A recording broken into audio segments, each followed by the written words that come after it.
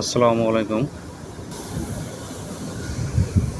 আমাদের এই শেডে বাচ্চা রিসিভ হবে। বাচ্চা রিসিভ হওয়ার জন্য এর আগে থেকে আমরা শেডের যত মালামাল আছে ব্রিডিংয়ের জন্য সব মালামাল শেডের মধ্যে উঠাইছি এবং ওঠানোর পর এখানে ফিউমিগেশন দেওয়া হয়েছে। ফিউমিগেশনের পরবর্তীতে আমরা যে তুষ আছে তুষগুলা সুন্দরভাবে রেকিং করতেছি এবং পিছনের সাইডে ফ্যান আছে, ফ্যান ছেড়ে দিয়ে বাতাসের মাধ্যমে এই তুষের মধ্যে যত ধুলাবালি আছে সব কিছু এখানে বাতাসের মাধ্যমে ফ্যান সাইড দিয়ে পিছনে বের হয়ে চলে যাচ্ছে এবং সেই সাথে আমাদের তুষের মধ্যে থাকা যে সুতা বা অন্যান্য কোনো জিনিস যদি থাকে সেগুলো ধরে বস্তায় ভরানো হচ্ছে।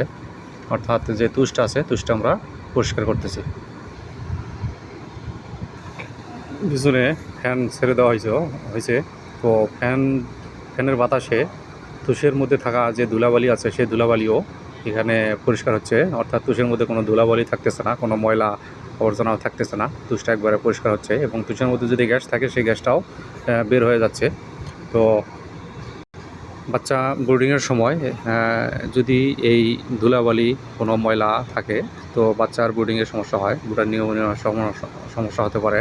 তো সেই জন্য আগে থেকেই আমাদের যে তুষের মধ্যে কোনো ধুলাবালি রাখবো না। আর তুষের মধ্যে যদি কোনো সুতা থাকে সেই সুতা বাচ্চা পরবর্তীতে সেটা নিয়ে দৌড়াদৌড়ি করে এবং অনেক সময় জিবায় লেগে যায় এবং জিবা কেটে যায়, সেক্ষেত্রে বাচ্চার সমস্যা হয়। তো এই জন্য তুষ আমরা রেকিং করতেছি এবং তুষের মধ্যে থাকা সমস্ত মালামাল ময়লা এগুলো পরিষ্কার করতেছি।